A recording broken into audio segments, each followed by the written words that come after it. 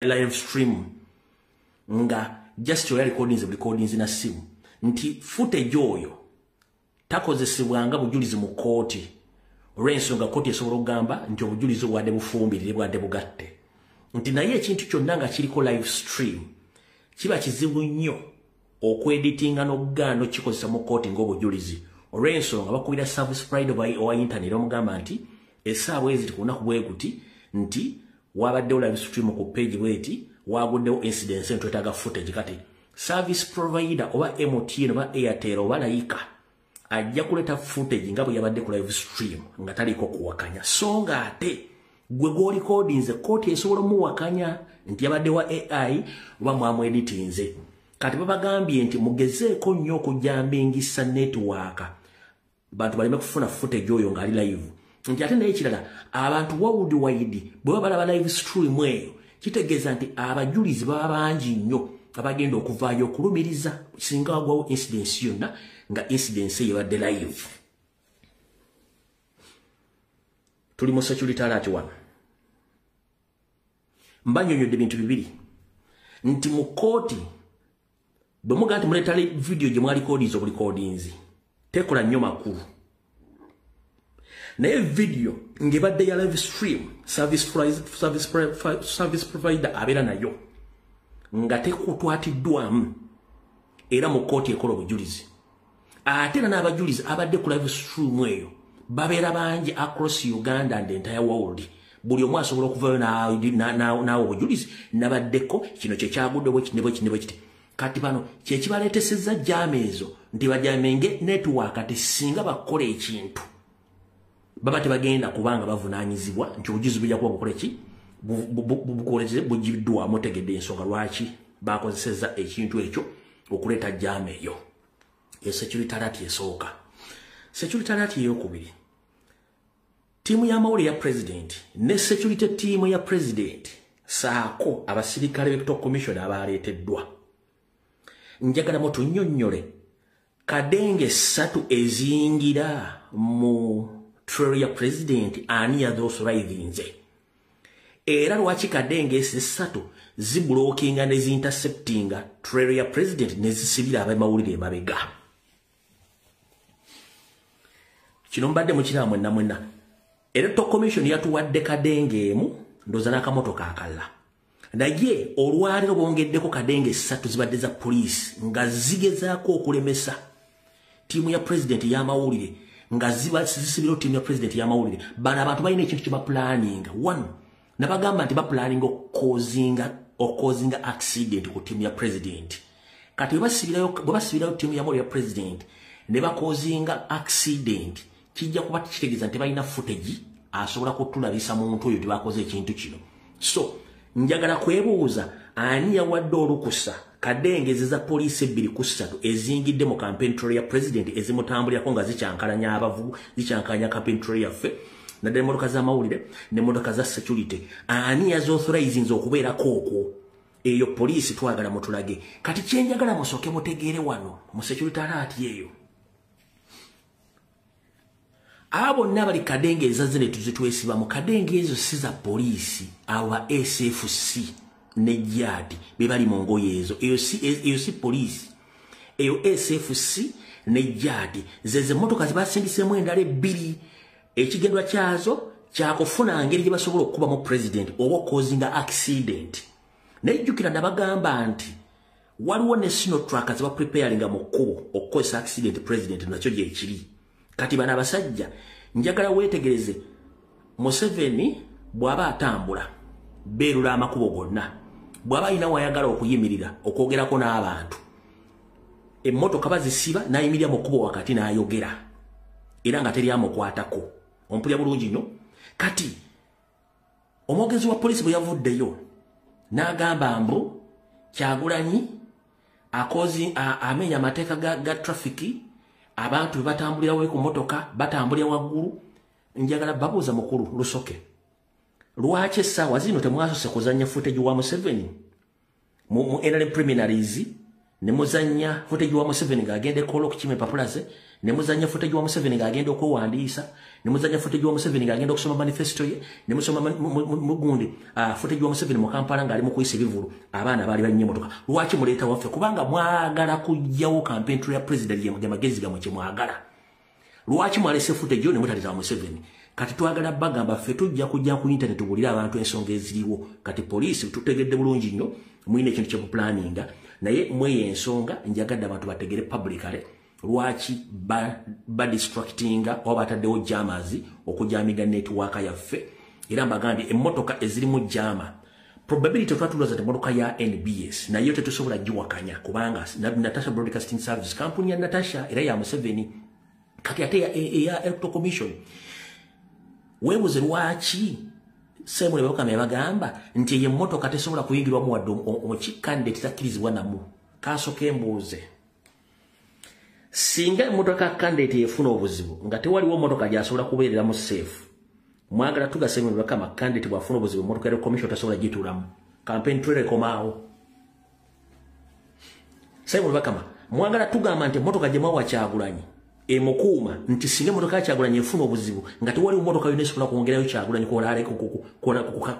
kulaale ye Kyagulanyi takkirizibwa kutuula mu mmotoka eyo oba singa abafunye obuzibu mu mmotoka eri ne yeekengera n'agamba kanzijjemu eno takkirizibwa kutuulamu mwawayo emmotoka yaki mbadde nga nti emmotoka ebeera nga backup nti singa omukulembeze yeekengera ekintu kyonna asobola okujja okutuula mu mmotoka eyo lwaki mwagamba mukaabere kandi takkirizibwa kutuula mu mmotoka eyo kubanga mukimanyi mwateekamu jama mukimanyi nti mwateekamu jama nti singa candidate atulamu omwo aba agenda kulaba ebintu byonna ebirimu ezo emmotoka zirimu ne direct transformers ezitransforminga information n'okumontalinga buli kimu ekigenda mu maaso ku campaign trail y'ensonga lwaki mwagamba temukkiriza dde candidate tutula mu mmotoka ezo ekyo tukivuddeko security ate nzimaze bulungi nnyo era mutegeere nakano kankogere ku security ate nga ngifundike bw'oba manyi ng'oli comrade oli foot soldier ng'oli ku campaign trail ya president ng'okolagana ne Abitex mu Singuzi nga bakubira amasimu either ng'oli wa boda either ng'oli ku campaign trail ya president ng'oli foot soldier nga mukolagana ne Abitex information engirina ninze bulinzi incidence etuukewo nja kubuulira abantu Abitex ajjira mu luddawa nkiddamu foot soldier ali ku campaign trail ya president esaaza okutambulira president either ng'ovuga boda oba oyina emmotoka gy'ovuga oba oli comrade ng'omukolagane Abitex mwogera singa abo ekintu yonna campaign trail kigenda otuukawo nja kujjampa abantu full information Abitex ayingira ate mu bintu bya nuupu naye ng'ate akolera state ng'alina ekintu kyayagala kibeere ku campaign trail ya president nja kujja mbyogere currently kansooka ensirika eyo nsonga ngiteekaawo ne in case of any nasty accident against our president Abitex is responsible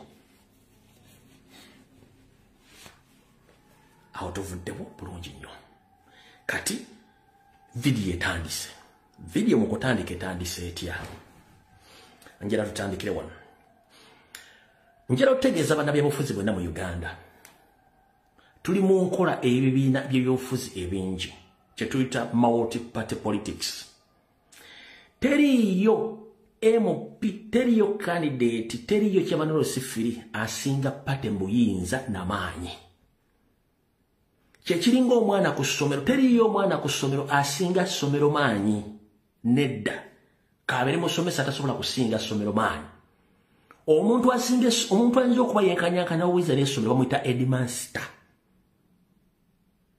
yayinza okuba ayinako obuyinza nga 70% kati ne mu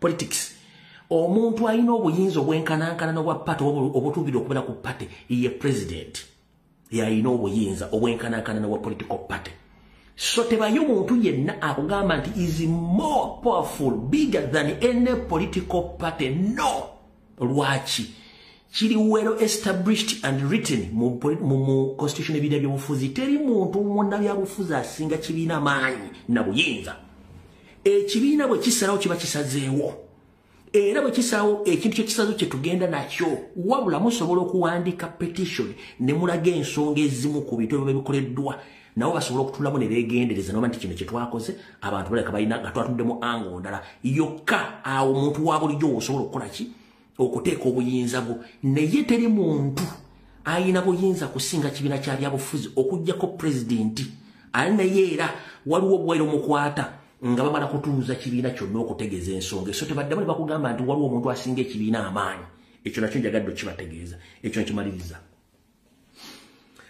njagala okutwala okusaba kwange kwonna kuno olwaleero nsaba beyita ba elite wasoma mateeka wasoma byanfuna wasoma ebyabufuzi wasoma bya bulimi wasoma kuba nte eddagala oba kuziwakisa ng'olimbya obufuzi njala kutegeeza okuggyako nga mugamba nti ebyobufuzi tembitegeera ebyobufuzi oba kye tuyita politics it's all about ideology and numbers. Politics is all about ideologies and numbers. Politics ategeeza birowoozo by'ogenda okuguza abantu n'abantu abiguze obungi bw'ogenda okugoberera ekyo bayita politics. So si diguli mateeka, so si diguli mu theology, so diguli mu social science, so diguli mu ani. Si diguli mu kwasaamirira, si diguli mu kwambala masuuti, si diguli mukulozesa mbugo osinga okutegeera mukomya akamanyira kasumagize eyalira zina ensonga za ggwanga si zabasinga kwogera luzungu bwe mba musobola mukole ekibiina kyammwe nga kyaba elite nga n'abalonzi bammwe ba elite bokka then tetugenda bayingirira ne bwe kiba nga kiri mu multi-party system ng'abalonzi bannayuganda nga bannayuganda bonna ku miliyoni 49 obutundu obugwamu nga miliyoni zitawera na 2 nga zezirina ekitondo nnyo diploma mulekerawo okumanyira abantu bannayuganda basinga obungi okusoma kwabwe ka P7 senior 4 kati gwe ogamba nti olwokuba olina diguli wasoma oli lawyer nti oli above the voters nga goloza mbu oli elite muteekewo ekibiina nga kyaba elite kyabannamateeka kyabalamuzi kyabalimi kyabasuubuzi tetugenda batawaanya era munoonya abalonzi bammwe nga basuubuzi balooya baki mu kikole teri agenda batawaanya but mweno revolution tetwetaaga kamanyiro konna kasumagiza yeeyaliira wanatukamulira agenda kukola ki muleke abantu babeere ne peace era beesalirewo nyongera okubajjukiza n'okubategeeza nti mu history wa Uganda bukyanga lubanga lwa Mint teriyo nkiddamu teriyo Muganda yali afunye kye tuyita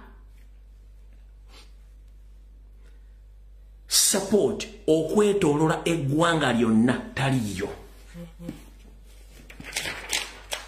kakutwala ebyafaayo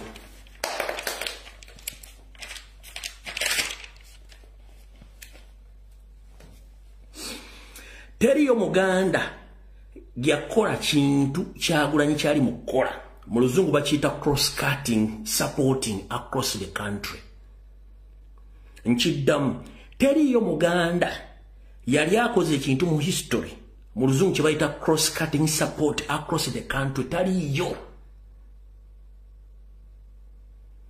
okuva ffenna we tutegeeredde okulonda mu 1996 Dr. Paul Kawanga Ssemwogerere we yeesimba ne Museveni era n'amuwangula Dr. Ssemwogerere teyafuna support across the country wadde okubalala ezeetoola eggwanga lyonna ng'alina support mugende ku website zonna mugende ku UBC mugende ku bantu abayina oba mugende ku BBC babaleetere footage wa Paul Kawanga Ssemwogerere ng'akuba campaign across the country babalage footage oyo oba yalina support nga Kyagulanyi gy'alina kati kamba records kabere Dr. Paul Kawanga Ssemwogerere teyafuna cross cut ijako bagala kutwala video yabagala gitwala mbaddamu njagala basomesa mu abasajja befuna mutegeera nnyo kabere Dr. Paul Kawanga Ssemwogerere mu 1996 teyafuna kye tuyita cross cutting support across the country teyanyufuna genda ku BBC, genda ku CNN, genda ku UBC, bakuwe footage wabanga jalinga yafuna support nge ya Kyagulanyi taliyo. Dr. John Sebana Kizito Mugenzi tiyafuna cross cut support across the country teyagifuna.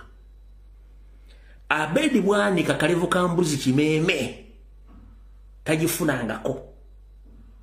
Tugenze ku Mayanja Kibirige teyagifunako. Tugenze ku Etone John Mabirizi teyagifunako. Tugenze ku Katumba Oye teyagifunako. Bana abalero gano mazika akulutimpa gaserera gadderi genyola bwenyozi tebana kibasobola. Kati gwe yeeyita elite ng'olina support nga reasoning capacity yo koma unka constituency kamu n'oyogera ng'osimba amannyo ndowooza bunze mmanya ebyobufuzi n'experience ffe byaffe biri byakwetoola Uganda yonna era twagala Uganda tetulooleza ku constituency. Tetulooza ku constituency level. Mulekerawo akamanyira kasumagize yalira. Kabalede Museveni tayina kye tuyita cross-cutting support okuva mu 1996 up to now. Kati njala bagambalo mu kitegere bulungi nnyo. Bwe banga time ekukyusa yakukyusa ggwanga. Nga mu elite tekuliko wadde alina political party ng'esobola okutambula mu district 3. Muwumuzeko wansi ya pomompu yammwe akamanyiro kasusse. Akamanyiro kakoze ki? Akamanyiro kasusse. Kyagulanyi is blessed.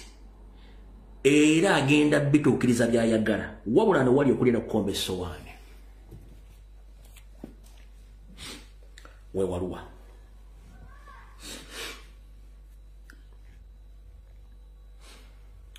Buli gw'olaba yenna agenda okuvayo kulwanyisa Kyagulanyi. Oyo tabadde wankyukakyuka. Buli essawa zino ekubye mutima n'aga nti ekimala kimala. Akasajja kalina amaanyi. Oyo ategedde ekituufu. Buli muntu yenna agenda okuvaayo ng'agamba nti akasajja kalina amaanyi. Oyo ategedde. Agenda okusigala ng'awakanya. Oyo si waki? Oyo si wankyukakyuka. Babadde bakozi ba Nyando Yosoferi tibahabulwa. Era nyongero bajjukiza. Bwe mugamba nti Segona n'abalala babamye kadi kubanga baasoma kansoke nkubuuza. Emyaka 15 Segona akali ebyoya gyabadde mu parliament yayisa bill ki oba resolution ki yayisa ku lw'abantu b'e Busiro. Ku myaka Abedi Bwanika gwabadde mu parliament guno kisajja kiwedde kikyakoze yatebolinga ki. Ku myaka Mpuuga gyabadde mu parliament yayisa resolution ki oba bill ki yawandika n'agiyisa teriiwo. Kati nina omukyala gwendabye ng'ayogera ebigambo wano. Kamubazanyire wano. Namugamba ne muwoninga namugamba va mu byobufuzi. Yagaana. Omukyala ono bamuyita Nabira Naggayi Sempala. Yali woman MP Kampala okumala ebisanja 2 gy'emyaka 10. Taina wadde toyi eri mmanjage mu Kampala. Taina de project eri mmanjage mu Kampala. Aina ekibiina ky'ebyobufuzi bakiyita Social Democratic Party. Kyebalimu ne Mabike. Kyafa n'okuzika kwaggwa. Tekina de office. Wadda bakulembeze naye kennyini nakati okuva mu America ovuka Canada okujja mu Kampala yazenga bwa namunigina wabula azze atandise okwogera mafuukuule ng'ayogerera national platform ne president. Mukyala Naggayi Nabira Sempala nali nakuwoninga naye kugamba nange toddamu kulumba byo tajja kusobola. Ogenze n'okozesa engero ng'oyita wala naye ng'obadde otegeeza Kyagulanyi. Ffe abamanyi engerezo by'obufuzi tuba tukutegeera. Ogerageranyiza nti ekyabadde mu kusunsula akakiiko k'ekusunsula kabadde kasunsula bayimbi so si bannabyabufuzi. Si bwe kiri nti ye olw'okuba nti Kyagulanyi ava mu bayimbi kati first and gwe yasoma social science diguli gye wasoma eyambye eki family yo era eyambye ekigwe ng'omuntu eyambye eki Uganda. Bwali umene MP okumala emyaka 10 mu Kampala wayamba kibanna Kampala tewali. Mpozi engeri gye wasoma social science, you've tried your best to socialize yourself into different relationships. Kyekikuyambyeko ti degree gye wasoma ekuyambyeko nnyo ku associatinga n'abasajja ab'enjawulo mu bulamu bwo era kyekikulemeza obufumbo. Just gwe omutwe gwe gukugamba nti gwe olina okubeera wali okuba olina degree. Okitegedde? Mwe abatandika okubeera mu byobufuzi by'omu Kampala nga mwabifuula byabufuzi byakulya ffe tuli mu kulya twagala kujjako Museveni. Ompulira bulungi Lubega Sseggona si wanjawulo nnyo ku bannabyabufuzi abalala bonna. Parliament n'omuntu atasobola kwogera luzungu asobola ogibeeramu. Kyekyenjawulo ekiriwo. Kati njala sooka kubuuza mukazi gwe wano. Oyina ekibiina bakiyita Social Democratic Party. Ekibiina ekyo kiri ludda wa? Lwaki tewajjidde mu kibiina ekyo? Tosobola kumanaginga makaago gaakulema. N'ekibiina kye watandikawo tosobola kimanaginga. Kiki osobola okumanaginga mu bulamu? Wava ne mu Kampala ng'odduse ng'amakaago tuli amureeba eyo ono lekikyala Makerere amaze ogwoza ayagala kuffera n'ennyumba omusajja agifere n'ogenda e Canada naye tewatuulayo era ng'obwongo olina butonde bukulozesa olina okudda e Kampala wesimbibwa namunigina. That means you can't manage your life. Totolerera wamu. Mukazi gwe genderera ebigambo byoyogera. Mwetu mama Nyambo Nabila Naggayi kumbe muli bakabano group. Temugenda tutegerera. This time around the politics is all about to liberate that country. Not so-called the elites. Mwabaita be elites kubanga nsobola okwogera oluzungu, nsobola okwambala ebyekisiru byammwe twabikooye. Abasasula omusolo tebaasoma. Abalonzi tebaasoma. Kitegeeza nti baagala abantu abagenda obayambako bajja mu nvuba nga tebagenda babulira oluzungu batagenda kutegeera. Gwayogera oluzungu wasoma social science obayambye eki? Obayambye eki tolina. And you are nothing. Kati katuli kulinde ka project baakuwadde. Tosobola kufuna emutwalo ogw'omu Kampala wano. Tosobola kugufuna. Just kusaasanya mpitambi na sirimu wa kuchankanya mfubo w'abantu gwe mulimu gwomusobola. Era gwosobola tulina ekirala. Weesonyiwe Kyagulanyi genda okole ebintu genda okole project za Salim Salezi yakuleetera okole ekyo. Nze nva ntero ng'afunye visa ngenze Canada. Ng'ebyobufuzi binnemye ani neekoma mu Kampala neesimbe ku bwannamunigina kuba mmeeya gwe n'ogwo omutwe gwo. Gwe omutwe gukwatagana embeera yo n'entegeerayo. Bannayuganda ebitundu 80% tebaasoma. Abasomya abatonde babayambye kati muleka abataasoma bayamba abataasoma bakyuse eggwanga eryo.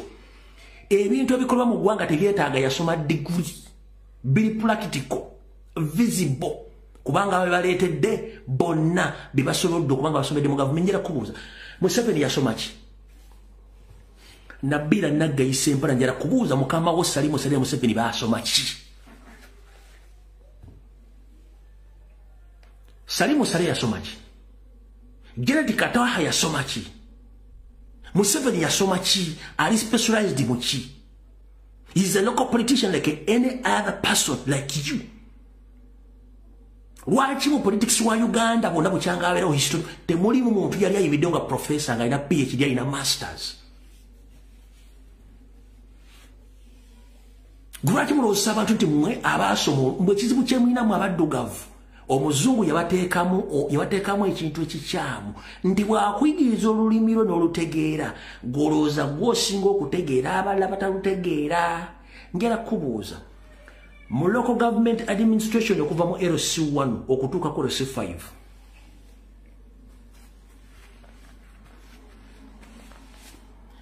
ozaaki baali bajja qualifications kubanga waliwo abantu abali naturally gifted nga basobola okuliidinga abantu tebeetaaga bitabo. Yensobola kibateekawo LC1 up to LC5 nga bakimanyi bulungi nnyo. Kati mulekerawo akajanja n'okumanyira bannayuganda olina social science degree yakuyamba ki? Bannayuganda bagifunyeemu ki? Gwe nkumaliriza nkutadde awo. Katugende ku balala wano.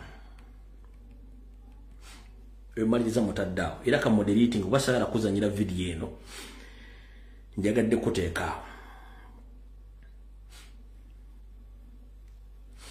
kati ba comrade sagala tumalire nnyo budde kuba abantu batafunye kaadi one buli atafunye kaadi yenna mwamutegedde nti abadde yeeyita waakabye okusinga ekibiina kasooke mbazeeko mabega history namwe mutegedde nabagambe teri muntu asinga kibiina maanyi na buyinza omukyala Joyce bagaba emango bamye kaadi ya defying amateeka ga parliament ga party yamugamba tukujje kakiiko Anita Amongi namulemezaayo aba defying ki party orders bamugamba nti vakakiiko na defying party orders one ekyokubiri party yakonde eminga mpuuga okubba sente ye na decidinga nani n'omubbi kitegezo defying abadde nga agenda ku TV ne radio ngagaze kadi teina kyekola kikyenyamba sina kyenjeetaaza kati soko buuze Joyce bagabe mmange ekibiina kikoledde ki mu kisanja ekiwo tekiriwo kati bo mwetaaza ki tekiriwo bonna balina kodi egi nti nze ekibiina tekinsinga maanyi abalonzi be bagenda okunsalirawo njagala kugamba abalonzi bali mu makaago mukazi bawa kuwujja ekiwojjolo abaana obogulira amata abasigadde those are Ugandans not your people there is no MOP owns people teri mwana byafuza owning abantu no abantu bo owning bebo botuza meeting ne bagamba mujangu wese nga goba wadde ideology kubanga oyagala funa public sympathy wanti wali muntu owning abantu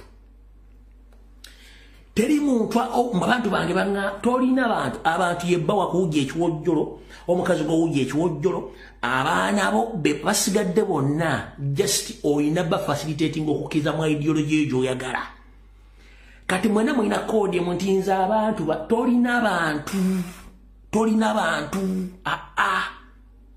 bantu era abantu be basinziddeko bamakadi ompulidde bulungi nnyo eyo kodi bonna bagikozesa eri nze abantu bange kasitoola ba politician yenna kano kanka basomesa mbatte mukamanyi kasitoola politician yenna ng'ayogera lifalinga nti abantu bange oyo si politician no oyo musuubuzi abeerawo ne butimbwa abantu obugenda omwogira akaki obugenda omwogira obonyama kati nabasomesa dda akabano kano omuntu yenna ayogera ng'atayasama nzo okusitula amannyo ng'ayogera amannya nga tasitula mannyo ng'ayogera amannyo gegasoma naye ng'owulira sawundi efuluma oyo tobuuza ewakabano pure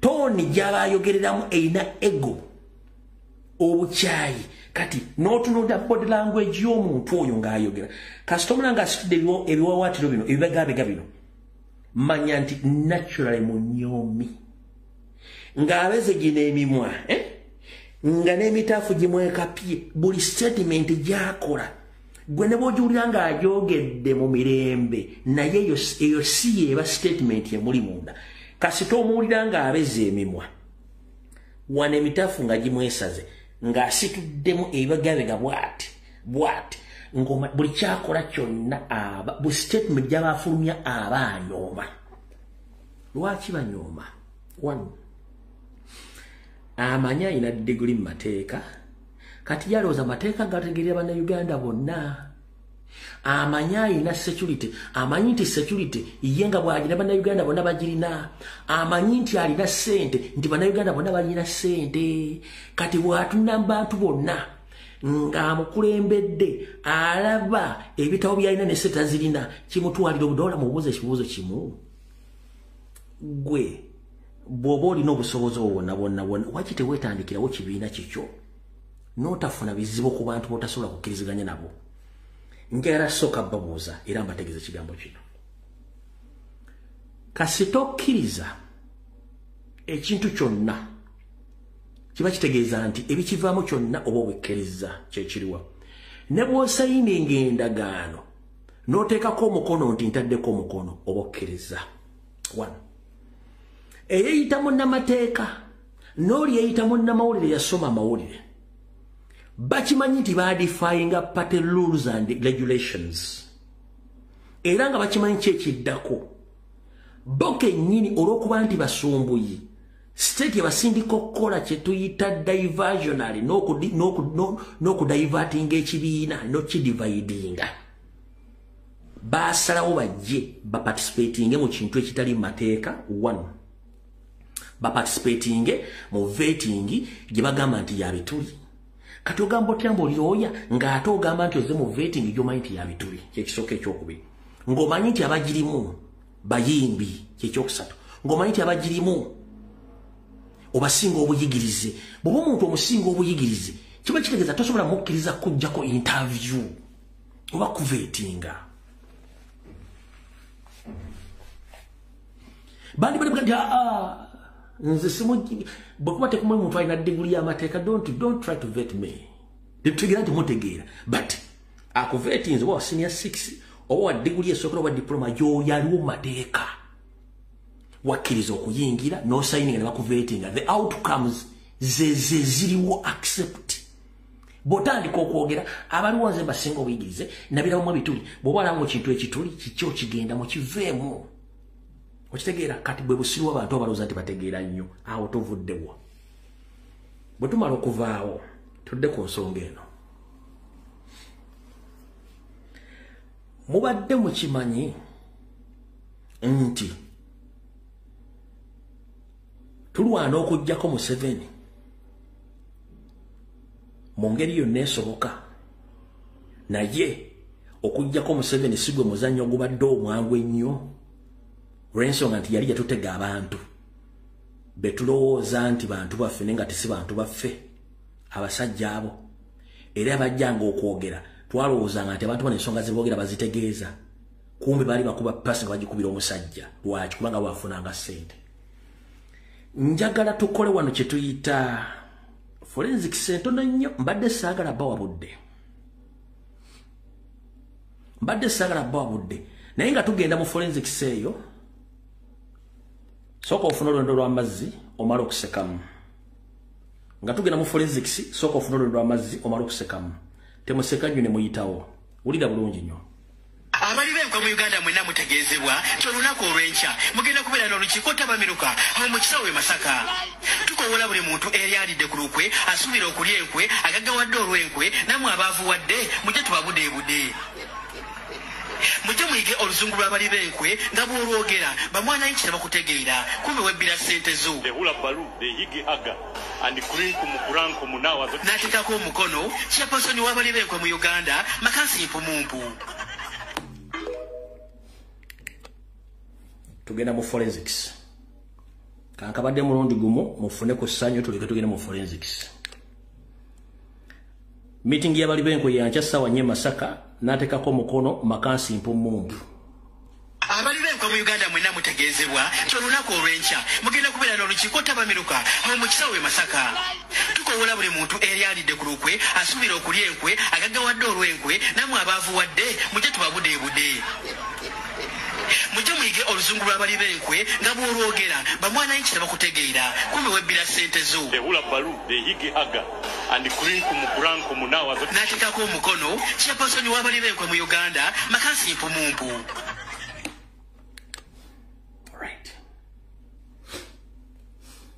Kambamu 30 seconds mala okuseka tuleke tugende mu maaso ne video.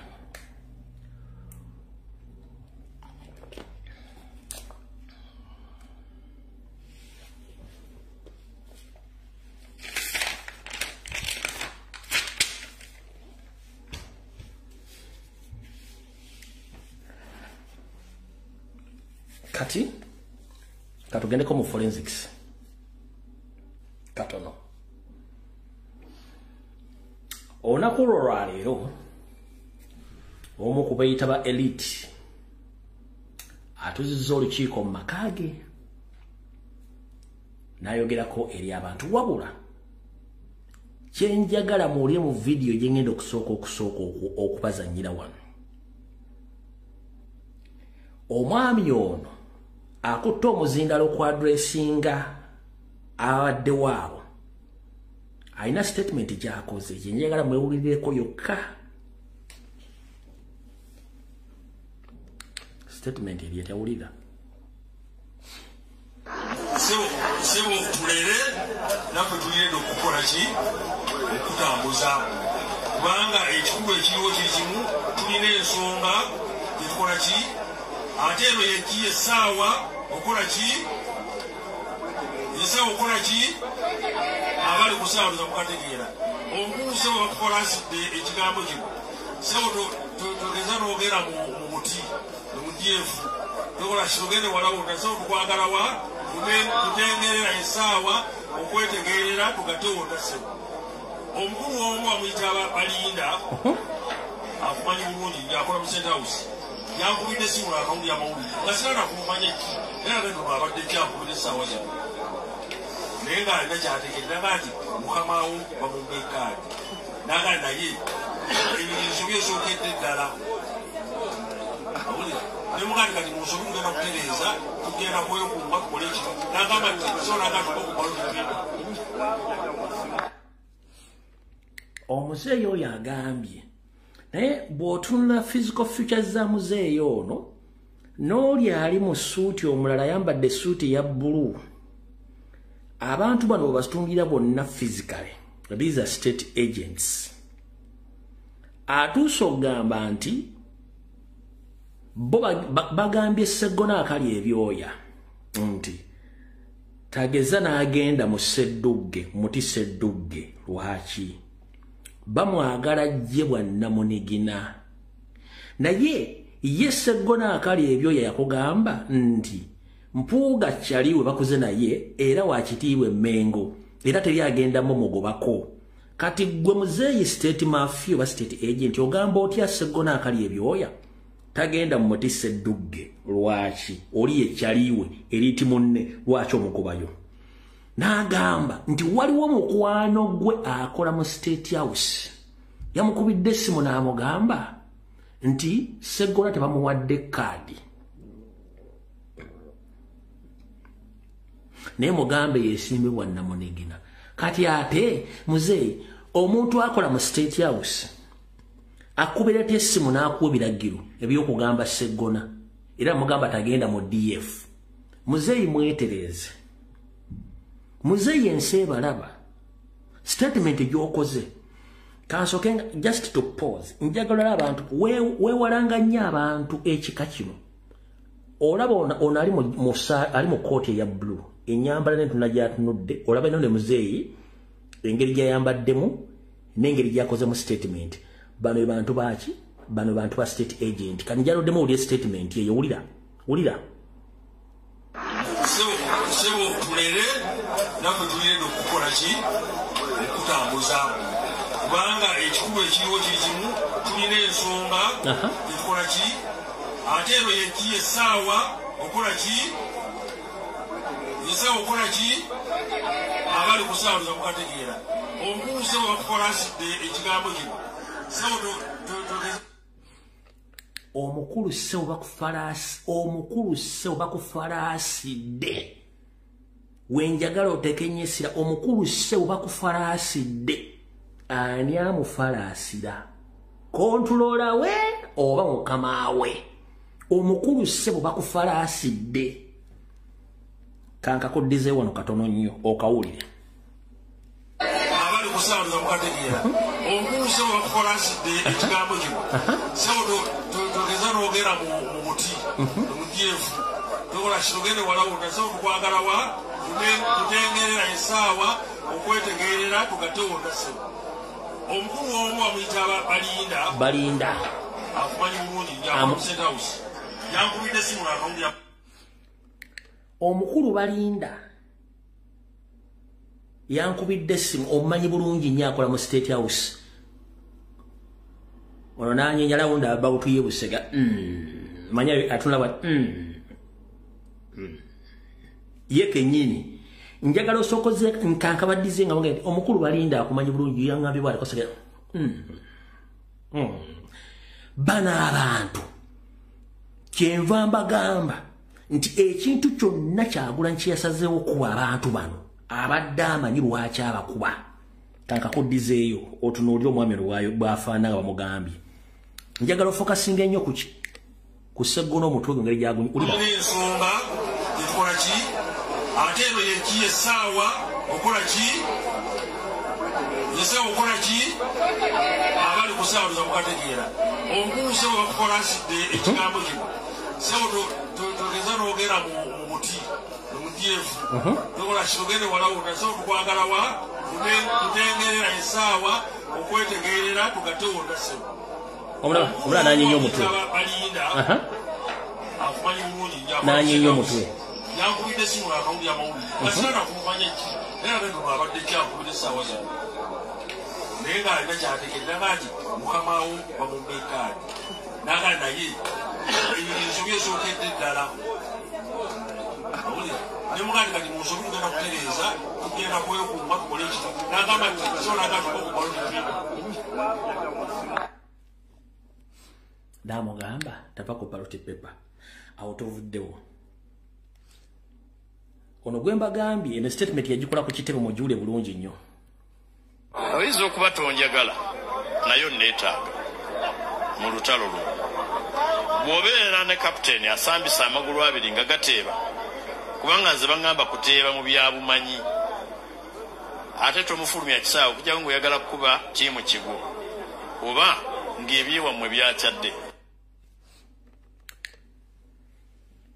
ye asambisa amagulu aga okukuba goolo njala kubuuza goolo kiseggona gye wakuba Kyagulanyi yawangula ebitundu 75 ku buli 100 akalulu akawedde gwe ne Mathias Mpuuga Nsamba mwakwata bilioni 6 mwakwata bilioni 6 ezatojja kulayira mistakenly sente zo bwezali zigenda okutuuka gye ziraga waliwo gwe baakubira essimu mistakenly n'agikwata bugamba sente mwazifunye okuba nti yayina erinnya lifaanagana n'ery'omu ku bambega era ne president akimanyi kati bw'ogamba golo gy'otegeeza golo ki gy'otegeeza tolina golo gy'olyokoza nne ekinjala kujjukiza mukulu omulimu gw'obwalo yagwokola ogwo mulimu that is your professional gwe mulimu so tolina bumanyirivu mu nsonga za ggwanga gwe kiwenyumirizaamu ge mateeka ge wasoma ng'omuvuzi wa boda bw'anagamba nti nze rimukafulu mu kuvuga boda oba wa taxi that is it tosobola kutegerera abantu mbusimanyi nina obumanyi tolina bumanyirivu tosobola tolina muntu njagala abantu mutandika okuyiga ekintu kino ono bw'akugamba nti ye ayina obumanyirivu oba butegeevu ayina okutegerera abantu omulimu gw'asoma nga looya gwe mulimu gwo ng'emirimu emirala gyonna firudi endala zonna zireke zirina abantu abazitegeerera so muleke okweteekawo mbula okuba nze ndi looya tolina nsonga gy'otegeera buli muntu ayina expertism mu firudi ekintu kye yasoma n'omusiisi wa chapati mulungi mu kukola chapati era nga yazikunnyonnyodde azikunnyonnyola bulungi tasobola kunnyonnyola byakuvuga boda tasobola kunnyonnyola byakuvuga taxi tasobola kunnyonnyola bya bulimi kati naawe kyewandibadde ogamba nti oli expert mateeka that is it so sigamba nti otegeera nnyo ebyobufuzi nowe singa ogambye nti ebyobufuzi byentegera byakujjako Museveni twandibadde naawe naye gwe bw'ogamba nti otegeera mateeka gokka that is your expertism ye field gy'otegeera so sigamba mbu gw'otegeera nnyo kankabadde mukategeere bulungi nnyo mukategeere oyinza okuba tonjagala nayo neetaaga mu lutalo luno bw'obeera ne kapiteeni asambisa amagulu abiri nga gateeba kubanga nze baŋŋamba kuteeba mu byabumanyi ate tomufulumya kisaawe okujjawo ng'oyagala kukuba tiimu kigo oba ng'ebyewammwe byakyadde mu byabumanyi. Ladies and gentlemen, njala mundeetera ebintu bibiri ebyobumanyi Sseggona bye yakoze mu Nation Platform. Njagala ondeetera ebintu bibiri Sseggona ebyobumanyi bye yakateeka mu kibiina kya National Platform tebiriiwo. Naga nti obange ebyawo mu byakyadde mukulu. Ffe tuli basajja Baganda, tulina empewo, tulina ebyaffe.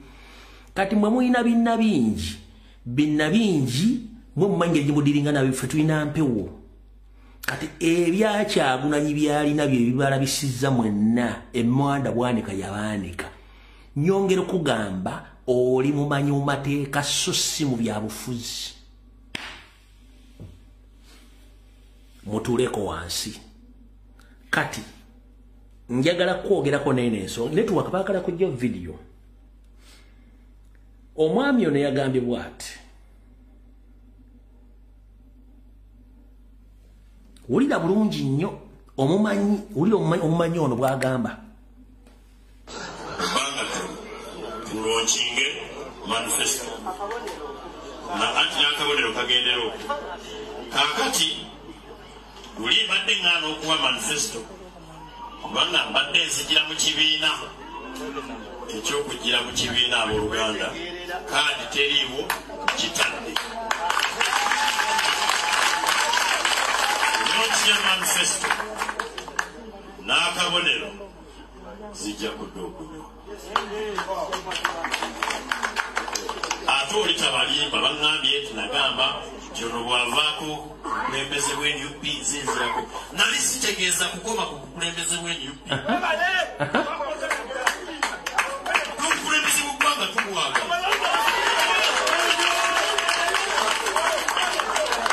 sebo omukadde w'entebe aleze mutabani we yeto twagala wano tulonkinge manifesto na anti nakabonero kagendero kakati uli mbadde ngana okuwa manifesto kubanga mbadde nzijira mu kibiina ekyokugira mu kibiina abooluganda kandi teriiwo kitadde nonkiya manifesto n'akabonero zijja kudda okunywa ewaddako awo ate oli tabalimba baŋŋambye tinagamba kyono bwavaako kukulembeze bw'NUP zinzirako nali sitegeeza kukoma ku kukulembeze bw'NUP hold on tuba n'obujulizi wano Kyagulanyi bw'anaamala okukola ebisanja bye bibiri bye twakkanya ku bwa pulezidenti wa NUP addako ajja kuva Busiro yenze kiri kyayogedde mu Daily Monitor akyogedde n'akyewakana neffe tulina obujulizi omulaga nti yakyogera era ng'akisimbako amannyo gaatayimusa Kyagulanyi bw'anaamala okukola ebisanja bye bibiri bye twakkanya ku bwa pulezidenti wa NUP addako ajja kuva Busiro yenze yoyo mumanyi kati kansoke mbatereezemu katono mutegere ensonga eno newankubadde twogera kuno twogera kuli njagala mba lagemu ekifaananyi kino kitono nnyo kubanga ffe pulezidenti yatuwa omulimu okulabisa bantu bano ekituufu kiri nti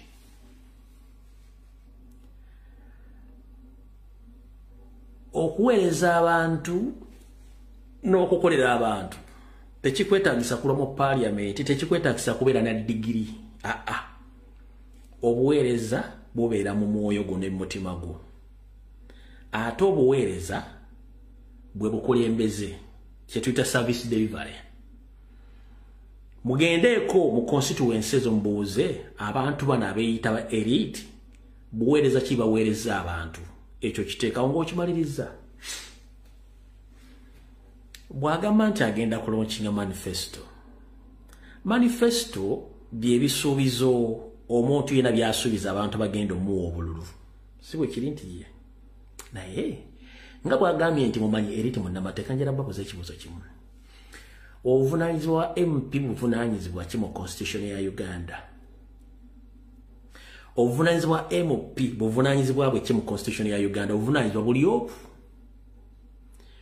kulondoola nsimbi za muwa musolo n'ebizikolebwamu kulondoola nsimbi za muwa musolo n'ebizikolebwamu mu constituency ye ekyo kimu ekyokubiri kuteesa na kubaga mateeka ebintu bibiri kati akola manifesto agikolera nyina MUP toteekeddwa kuzimba luguudo kusima ddamu kuzimba masomero kukola kintu kyonna yensonga lwaki nti naawe omuntu sekinnoomu ne bw'ogamba nti ewo waliwo enfuufu oyiwewo mumalamu oba oteekewo kakoolansi oba kasementi etteeka likwata kati MUP akugamba nti agenda kukola manifesto yaki twogera reality njala kubuuza comrade amanya amateeka ne constitution ya Uganda bw'oba olaba gwe ewuwo ku kyalo n'ogamba enfuufu etuyitiriddeko wano katuyiwewo sementi oba tuyiwewo abamuyita stone dust erufufu lw'amayinja tuteekemu sementi oba tukole enkokoto tuyiwa amateeka gakukwatirawo bakulyawo over njala kubuuza MUP agenda okukola manifesto agenda kukolera kiwano okusima oluzi amenya mateeka okukola amasomero amanya mateeka nokukola buli kyakola kyonna amenya mateeka takkirizibwa emirimu gye giri egi 1 kulondoola nsimbi za muwa musolo nebizikolebwa mu constituency ye lwaki azirondoola mwamusasula omusolo gavumenti n'agitegeeza nti mu kitundu kyange tebalina mazzi n'ayimuka mu parliament n'akiteeseza gavumenti neeyisa sente ezo ne bazisindikayo kati ye kimutwala mu parliament kugenda kulondoola bintu byeyataddeyo nti babikoze that is it talina buyinza era tateekeddwa nti agenda kukola manifesto MUP yenna ekyo kikyamu bino ba MP tebagenda bibagamba gano ge mazima 1 MUP obuvunaanyizibwa bwe kuteeseza constituency kugiteeseza atya kwe kusooka n'amanya ebizibu byonna ebiri mu constituency gavumenti byetamanyi ng'ayita ku bantu ba bulijjo ne ku bukulembeze wa chairman C1 chairman C2 mpaka ku district n'abiteeka wansi n'agenda mu parliament n'ayanjula nti constituency yange erimu ekizibu ABCD tusaba gavumenti egy'ekikole gavumenti bwe mala obitegeera nekola budget ne basindika ensimbi ezo bwe zisindika kikakata ku MUP ogenda okulondoola sente ze basindise mu constituency ye zaakoze ebintu byatebolinga so talina buyinza te MUP takkirizibwa kukola kintu kyonna kati agenda kukola manifesto teriwo tebayo MP enaakusirwaza mbu akola manifesto mu constitution takkirizibwa kukola kintu kyonna takkirizibwa that's what we call corruption musima nayikondo that is wrong mu kikulambo kyamu okuzimba amasomero mu kikulambo kyamu that is corruption of highest order kati MUP takulimba mwagenda kukola simanya agenda kukola manifesto teriyo under the multi-party political system essaawa zino buli MUP yandibadde ali mu kutebolinga manifesto ya president Robert Kyagulanyi Ssentamu ng'agisomesa abantu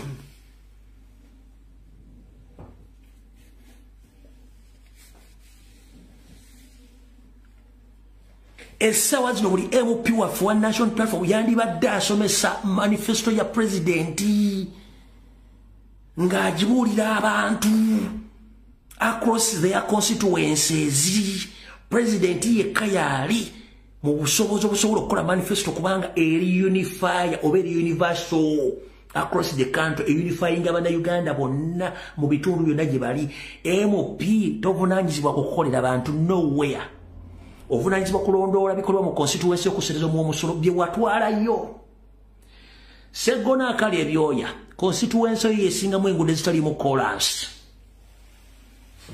nga n'oluguudo lwenakawuka bayisa sente nabbanja Katumba Wamala sente tebazirya oluguudo balekerawo dukola waliwo ekalakasizaawo ku luguudo lwenakawuka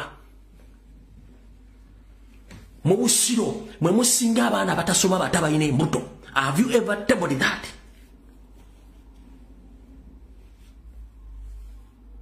So mulekera okusiriwaza abantu mu buliba eri temuyina kiyo oli expert mu mateeka kubage wasoma ebitundu ebira muberekera abantu ate nyongera okubajjukiza mu basajja mmwe. Politics is all about ideology and numbers. Right now, the person who has those numbers, Robert Kyagulanyi Ssentamu, and is the only person who have ideologies, is Yamba Bannayuganda. Yensonga lwaki manifesto ye abantu bagiguze mu Busoga, bagiguze mu West Nile, bagiguze mu Mambuka, bagiguze mu Buganda kubanga ekwata ku muntu wa bulijjo. Enjawulo ziri bbiri eya Museveni to protect their gains. Bolaza or gainings echi Museveni's regime. What have you gained?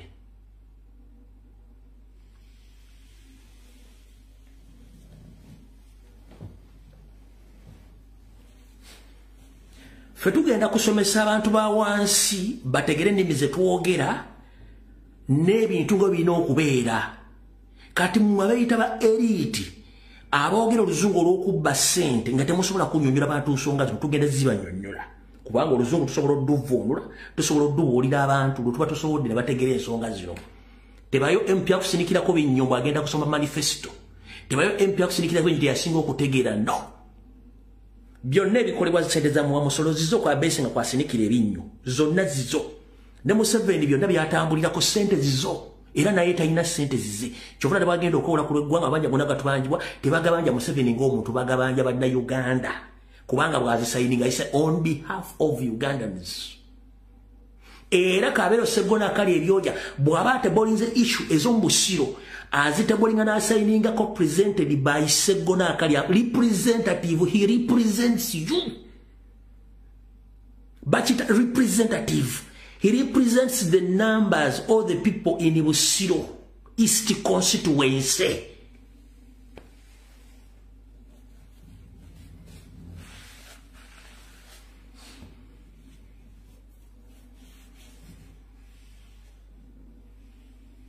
Representing mwe katabasinikirako ebinyombo agenda kukola manifesto. Tebayo MP agenda kukola manifesto kwata ina kya yabakulembera n'ateekayo omutwe gwe. Okitegera bulungi nnyo.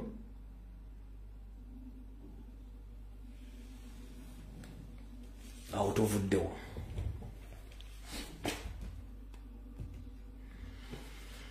Kati ndowooza obamba amazaabo kamala okutunulako eno mu kabokisi kange. Basaala bamalirako buddaabo.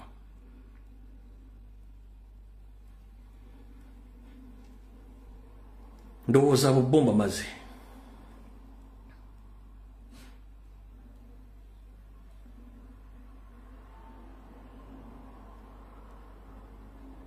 Ya abomba maze.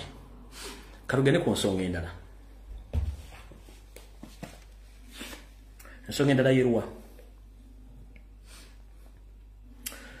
Mr. President wonna wooli manyi kati ote kubanga otuuse wogenda okuwummuza ekiwanga. Ennaku z'omwezi zirimu omwezi ogw'ekkumi mwaka 2025. Bannayuganda mwena muwulize ekigambo kino kye ngenda okwogera. Muwulire bulungi nnyo. Okusinziira ku bigenda mu maaso mu Uganda, bino mubirindirire era mubirabe, mugenda biraba. Naye nga sinagenda eyo, musooke mukwatirire musimba wakati. Omanyi kuno omutwe guzunga ne guzunga obwongo ne budda reverse ne bukuba forward ne bukuba reverse ne bukuba stop ne bukola butya. Kyobula abantu omu bankubira banga nti wayi lero nga tomugamba kuwe password ojje. Mbatumiddeko nga bakutte simu lero wamu neeto ogiraga buyo omutwe mukoowu. Naye nkuwe password ojje ku mutimbagano gwange byogere ebintu bino. Ontera nnyo kibagamba ekintu baga bw'olaba nduddeyo okujja nkuwe password ojje obyogeremukko. Nkuwe password ojje wano. Kati so complete. Ekitawaanya ba elite bano aba DP block abasajja b'emmengo kyekino wano wammanga. Politics wedda tewalinga competition okuvuganya mu bibiina. Walingawo DP, UPC ne National Base Movement. Naye nga abantu bano bonna bakolera omuntu ogu Nyande Yosoferi. Yenna eyayitanga mu kakungunto okusukuluma ku Nyando entegeera ye wafanga bakuttanga. Be bantu bonna abadde bajjanga battibwa bannabyabufuzi buli yavanga mu kantu ka Museveni nga bire bintu sibitegeera nga bakutta. bano yakolanga ndabo ne basigalawo kati kankunnyonnyole ekitawanya ba elite mu dipi kadi bazi basanzanga mu mayumba gaabwe kasita obanga wali wakitiibwa simanyi osobola okwogera mu kitundu bakumanyi baleetanga bulesikali ne bagikwasanga teriko kuvuganya kati kyekibatawaanya bano baseggona bampuuga babedi bwanika baani bonna ekibatawanya kiri ekintu eki kadi tezaalingako kuvuganya bazi baleeteranga ne mu bbaasa ya kiragala nga bona ogamba nti emiti ya naye nti Zake Francis Butebya Makango gayina sente n'abaamaanyi tetusobola musimbawo nti so kadi iyo jangu tukiikirire yenkole yaliwo okitegedde olwaleero ekitawonya bana abantu so basanze generation ng'esobola okutuuza n'ekubuuza ebibuuzo on behalf of Ugandans kubanga waliwo competition gye buvuddeko tewali competition mukitegedde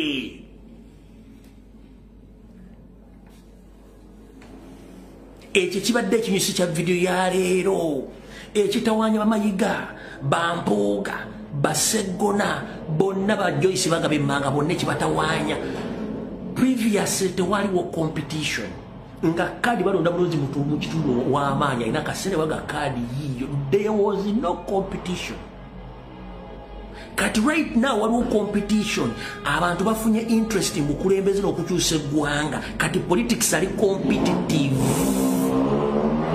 kati bano kyekibatawanya naga nti nze nsinga qualities manya amateeka nasoma ndudde mu parliament nga tebasuubira muntu muvuganya kati kyekizibu mukitegedde kyekyabadde ekinyusi kya vidiyo yaleero ekindeese kubategeeza bano babadde tebalabanga ku sisitimu eno empya eriwo eri competitive evuganyizibwamu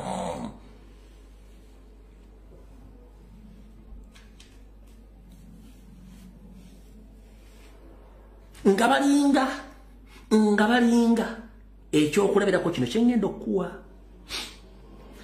abawala abalungi kaalaala bw'atuula ewantu buli musajja amweyunira era asobola n'okutunda amaka agateeke sente aziteeke mu mukazi oyo naye bwe batuuka okugenda okunoonya omukazi agenda ofumba mu maka omukazi omulungi tabeera mu bufumbo nno kubanga wano agenda omuwasa akimanyi nti wemulabidde eriyo omulala amulaba kyova tuga nti abakazi abalungi obwongo bwabwe katonda yabuwa butono era ebitundu ebyo yekyanga ebibonaabona kati nabaana essaawa zino balimu kali nti badde bamanyi be baasoma balina buli kimu nga tebasuubirayo bantu kujja bavuganya basudde we yakugambira nti amapaapaali gawoomera bulyalya naye ayo y'okuzimba tagenda kutema mupaapaali guzimbisa do you copy kyekino kyennyini bano bannasoma bayina omumooba eri tibabadde batulanga awo ti nze lubegaseggona wakali amaggwa nze mpuga masayansi w'ekitiibwa tubadde mmengo tuweereza nga tebasuubira nti egenda kujjayo generation oba oli yasoma juzu oba yasoma mugigi n'agatta empapula ze najja n'akukuba akalulu supa ekyokulabirako omugenzi Muhammadi Segirinya Mukama mumuze mirembe mu kisanja eki teyakimala nako yakolera abantu ebyumba empya bamaze emyaka 2 kati bano kyekibakubisa pulesa nti lindako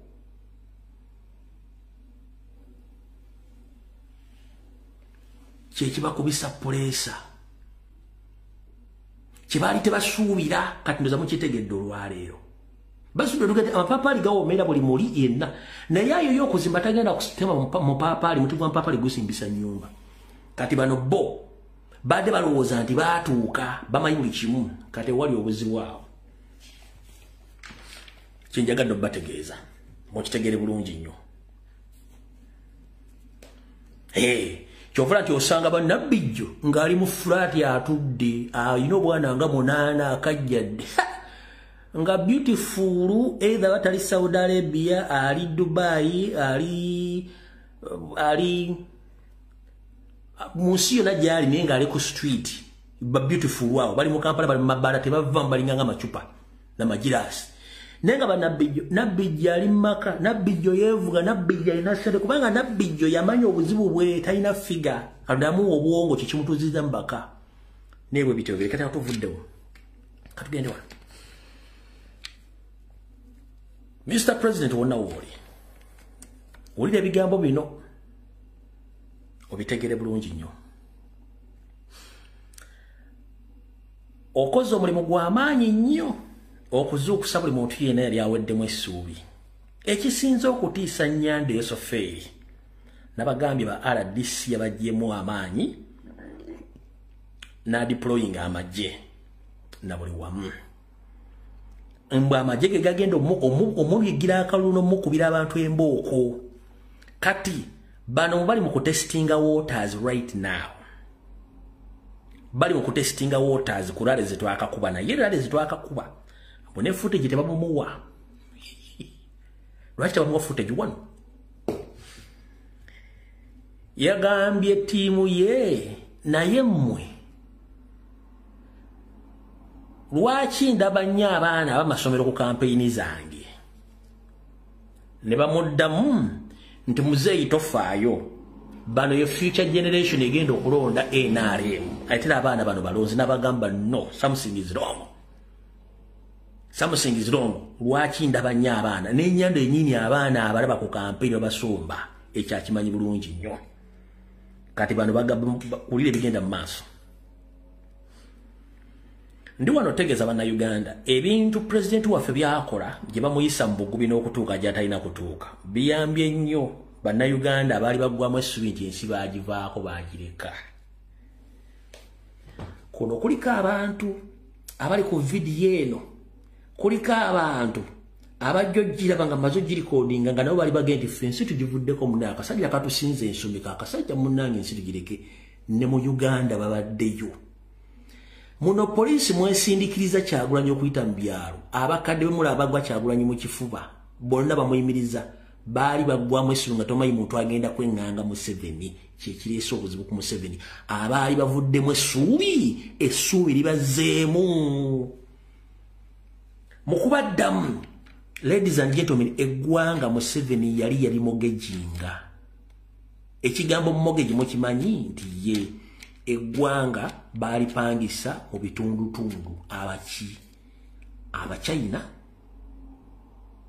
Abayindi Abasomali Aberitrea Abaethiopia Abalasha n'Abangereza n'amawanga gaali gamogejinga eggwanga yensonga lwaki mulabudde ne barracks zeetoolodde eggwanga lyonna n'ezimu we ziri nga temumanyi one nga bannansi babanyiwo mu bitundu magye ge gakuumawo buli omusanga barracks wetalina okubeera waliwo abantu be baaguzaawo nga balina ebintu byebakolerawo eitha basima bya bugagga oba balina ebintu byebakola nga tebikkiriza mu mateeka ku international level kyova olaba ne president bwe yadde agenze ebuyende bwe bamuganya ogenda ku nnyanja nga waliwo activity parliament tegimanyi teryagimanyiiko naye nga abakola project yeyo activities ezo bonna bagwira UPDF yebakola ki yebakuuma kati bwe bategedde nti Kyagulanyi ate bwe tuyisa mu kyala ajja kufuuka ekizibu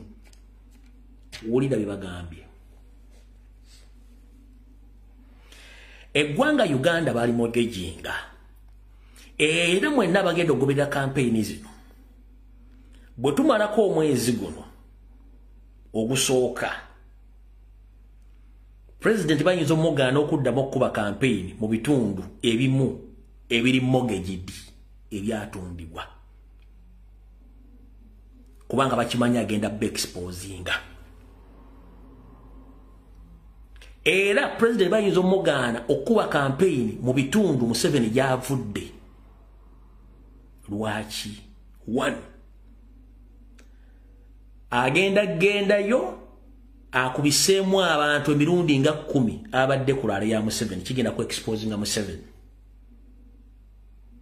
kino mukigende mujja kiraba nkibagamba ne Buganda mwennyini wale batagenda mukkiriza kuba kampeyini ng'agenda kulabisa Nyanda Yosofeeri nabagambye ekabale bayinza okutamukkirizaayo n'ebunyolo bayinza okutamukiriza ne Buganda wamu kati ate bwana agenda mu West Nile ne Mambuka era Salimu Sala ayinza okukola ekintu kyekimu kubanga ebintu bingi bigenda kubeera ki bigenda kubeera nga biri discovered baani abali mabega okumogejinga eggwanga lino era kiki ekiriwo wuliriza bulungi nnyo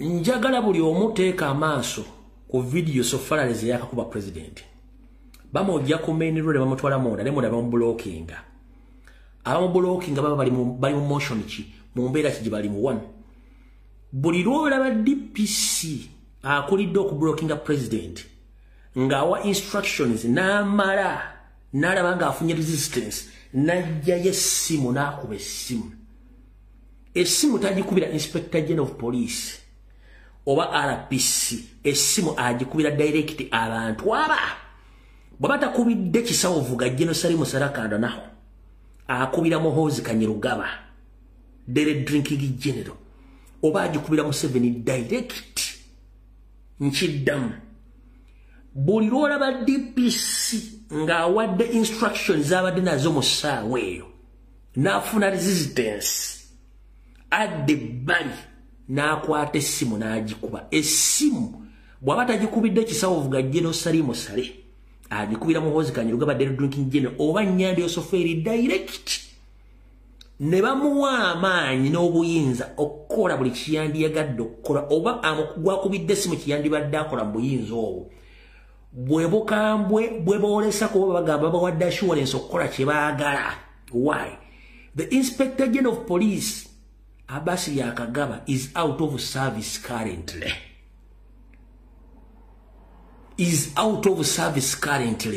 ebiragiro biva wa Nyandwe Didigi oba Salimu Sale zeze simu ze bakuba bulijjo obuze simu bazikubirani essimu bazikubira Nyandwe Muhoozi oba Salimu Sale baba instructions mukitegedde bulungi olw'ensonga bano bakitegedde konti omusajja agenda balabisa kati bawa orders in fact oyo musajja gumwalabye bamuwadde instructions z'okukuba naye n'atyanga kamera nyingi kyekiteeseddwako emmotoka ezo endala extra police vehicles to disrupt n'okukola effujjo causing accident kubanga baagala kukola crime scene bayimirize president butaddamu so mutegedde bulungi nnyo buli omulaba barracks bamogejingawo waliwo legal activities ezigenda maaso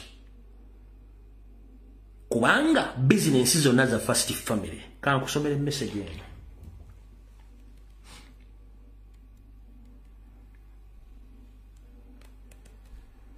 temukaba ndaba mukaba temukaba kankusomera message eno oli bulungi nnyo mwali mwebuuzabuza annange Lumbu yatugamba Nyamutolo mwana wa Museveni mwana wa nnyo kuba walabe ko tata Nyamutolo baba mamwe walabe kabazadde be kati kankugambe Museveni Salimu Sale ne banne balunza abaana baabwe mu family ez'enjawulo n'ebitundu eby'enjawulo n'amanya n'abatuuma ag'enjawulo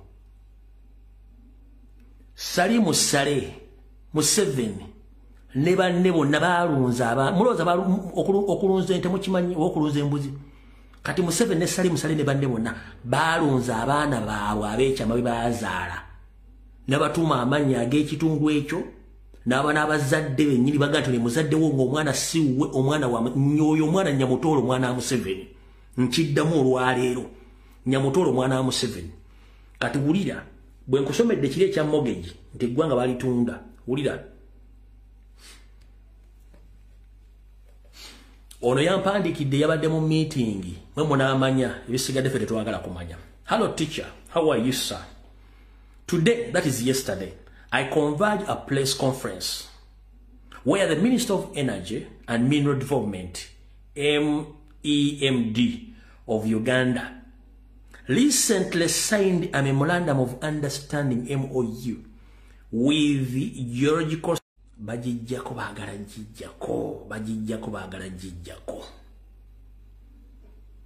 baagala jijjamu bagikwatamu no problem buleka bagikwatemu kanjize bulungi nnyo gye basomere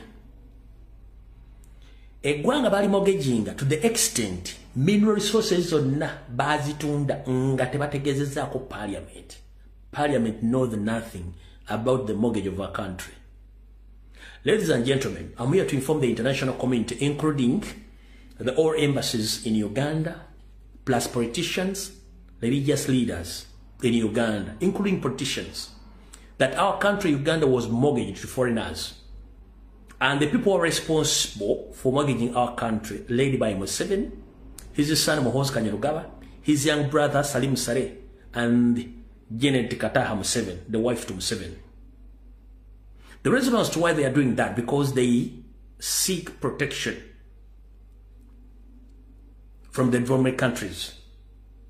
And in return, they are allowed to commit crimes against humanity without being tried or questioned about their crimes on Ugandans. So I'm here to inform the international community that whatever you see take place in Uganda is well known, but due to the fact that Museveni is a dictator and is not a Ugandan, he is protected by some development countries because they gain in mineral resources from Uganda. So he's allowed to commit crimes against humanity in protection by those countries. That's why in these ongoing campaigns, they're going to block Mr. Robert Kyagulanyi Ssentamu aka Bobby Wine from going in different parts of the country because he will expose the tactic games of the state, because there are different foreign companies and foreign nations who are exploring our country without the notice of the parliament and without the notice of Ugandans at large. So I'm going to read this message to the public. Ono muntu yangambibwa ati yampandiikira ngamba, hello teacher, how are you, sir? Today I covered a press conference where the Minister of Energy and Mineral Development of Uganda recently signed a memorandum of understanding with the Geological Survey of Slovenia, but to improve Uganda minerals exploration and resources management. Nyamotoro Museveni's government signed an agreement with Slovenia. It is a partnership to manage our natural mineral resources. Minerals today, the minerals today and at K Hotel in Entebbe. Imagine they planned those things, but Ugandans are not benefiting. So, if this information may be helpful, please inform Ugandans. Mwala Museveni Nyamotoro yabadde mu hotel gye bayita K Hotel Entebbe n'asayininga endagaano y'ebyobugagga byaffe ebimu nga buwa kampuni gye bayita Geological Survey of Slovenia nga parliament temanyi, teri mu nabyabufuzi amanyi, teri muntu yenna amanyi ye Uganda gye mulimu essaawa zino. Kati bagenda kukola kibakola kyonna obutasobola kukola ki, obutasobola kukkiriza Kyagulanyi kutuukula mu bitundu ebyo kubanga eggwanga bali mortgaginga. Mukitegedde bulungi. So ezo essimu ze bakuba ziva direct mu bantu be bagambye. So bagenda gezaako kweyambisa poliisi okublockinga president obutatuuka mu bitundu bimu kubanga ajja be exposinga. Era ne UPDF egenda kuviirayo ddala mu girabe nga bakola ekintu ekyo. Era ne bategeeza president nti abeere ng'akimanyi nti bagenda mukkiriza kutuuka areas ezimu eziri rich in minerals. Mbokubanga ajja kudiscoveringa ebintu bingi nnyo n'emizannyo emikyamu ebiyinza okuleetera bannayuganda okuvaako enviiri ku mutwe nga tebategedde. Muno mwe muli Mubende, Kabale, Bonyoro ne mu West Nile, saako ne mu Nile, saako n'ebitundu ebimu ebyetoolodde Lake Victoria, n'ebitundu ebimu ebyetoolodde Lake Victoria, waliyo criminal activities ezigenda mu maaso mu Uganda. Nenge nsite kola ki? Nsite mani. So ekyo Mr. President beera ng'okimanyi nkigambye. Badi PCs bonna okwetoola eggwanga lyonna tebakyafuna orders okuva wa Inspector General of Police. Orders bazifuna ku bantu be bagambye nga bagoberera ebiragiro byabwe. Ekyo mukitegedde bulungi. Olw'ensonga tebaagala president atuuke mu bitundu ebyo already byamogejingibwa ebyatundibwa. Kubanga bakimanyi nti singa atuukayo agenda balabisa n'ensi etegeere. Olw'ensonga bo nga bo ebintu babitunda dda babe wa investor ng'eggwanga balitunda n'amataka gonna nga baagawaayo.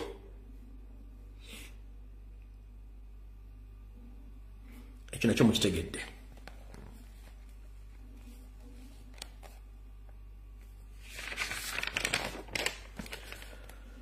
Bwe mmala okitegeera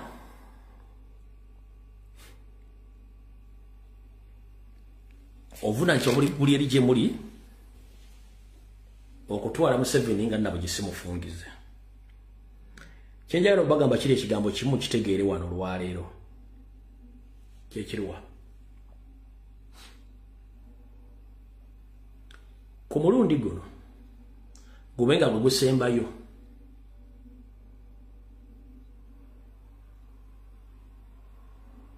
either tugguse ekintu kino oba ffena bwe kitulema bagenda tulya. Nkiddamu gwe Munnayuganda ali eno ku mulundi guno tulwane nnyo tugguse ekintu kino either bwe kigana bagenda tulya ffenna kubanga tumaze obbambula ensi ebategedde abantu bazuukuse kati option gye balina yakozesa amaanyi so si kalulu.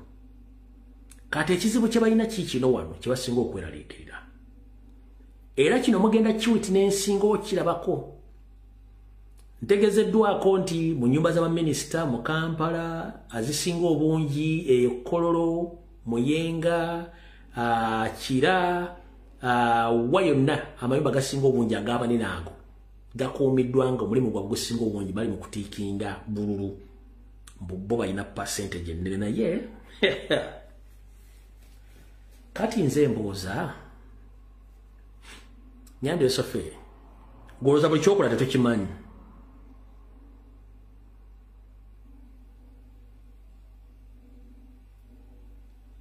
Buli kyokola tetukimanyi. Mumuyinza okuza nti ffe tugenda ku byokunola tugenda bigendamu. Neriyo abalala balina ekintu ekirala kye njagala bategeeza era mukimanyi bulungi nnyo. Era any slight mistake kye mugenda okukola mwalikifuwa nga mukizza munda. Bemu blocking ofuna freedom yaabwe tebalina kye bafiirwa. Mumulina gaini zammwe ze mugenda okuprotectinga. The youths of Uganda, they have nothing to lose. But for you, you have a lot of things to lose. Because almost now 90% of Kampala is owned by Museveni's family.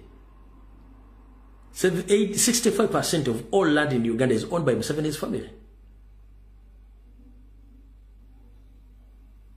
So for us, we have nothing to lose.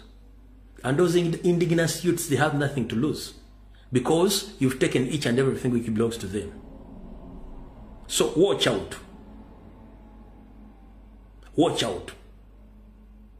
You are joking with the younger generation which has nothing to lose. And I'm calling upon all youths in Kampala, Mukono, Wachiso, and all over the country. Don't be used by the state. If I may ask you one question, what are your gains under Museveni's regime? Youths of Uganda, I'm asking you, what are your gains in Museveni's regime, which has ruled Uganda for 40 years? What have you gained? Nothing. So, why don't you join the struggle and we'll remove these foreigners from that state house where they are seated? They are planning each and everything against you. You as a person right now, you are suffering. What about your kids? What about your grandkids? Let me ask you one question again. Under Museveni's regime, which had ruled 40 years, what have you gained? So Museveni has already launched that they are protecting their gains. What gains do you have? You, the UPDF serving officer who's holding a gun right now, what are your gains in Museveni's regime, which has ruled Uganda for 40 years? The police officer, I'm asking you, what are your gains under Museveni's regime of 40 years of dictatorship? The Uganda police, the Uganda prison serving officers, what are your gains? Teachers, what are your gains in the 40 years rule of Museveni? Businessmen and women, what is your gain in Museveni's regime? The Baganda, what are your gains in Museveni's 40-year regime? The Banyoro, what have you gained in Museveni's 40-year regime? The Batoro, the Banyankore, the Bachiga, the Bamadi, the Bateso, the Bakaramoja. What have you gained in the 40 years? Apart from poverty, apart from being chased out from your land, apart from being killed and kidnapped, the country was mortgaged by Museveni's family. Each of their family member owns a portion of the country. They're exploring our minerals. They are selling our minerals on black market across the world. They are dealing with international mafias to take our minerals. So what have you gained from that government? Nothing. Apart from importing foreigners, apart from allowing foreigners to take over our belongings, apart from organizing rallies and paying followers 10k each or 50k each to support him, those are your gains? I'm asking this question again. The native Ugandans, what have you gained in Museveni's regime? My fellow native in security organs, what have you gained in Museveni's regime? Doctors, what have you gained? Teachers, what have you gained in Museveni's regime? The only people who have gained in Museveni's regime, those are his fellow thieves and the conmen in his government, the so-called Nabanja, Anita Amongi, and the others, etc. They are the one who have gained. Because when you cross-check, they have mansions, they have buildings, they have businesses, they have huge chunks of land. But you, what have you gained? The ghetto youth across the country. You have parents who have aged up right now. They need your support. How will you help your grandies or your parents when you have nothing to do in your country? Youths in ghettos across the country, this is my question. You have parents right now who are aged up right now and your grandparents who need your help, but you don't have anything in your possession. You don't have a job, you have nothing, but you have people who are going to, you have people whom you're supposed to take care of.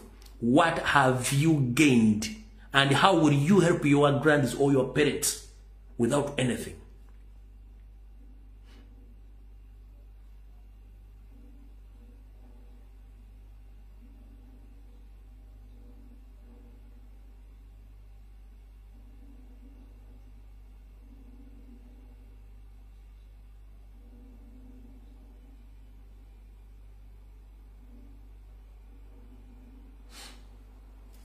So, everyone has been asking one question that it's now 2 weeks, they don't see Muhoozi anywhere posting anything on social media. Muhoozi wasn't around.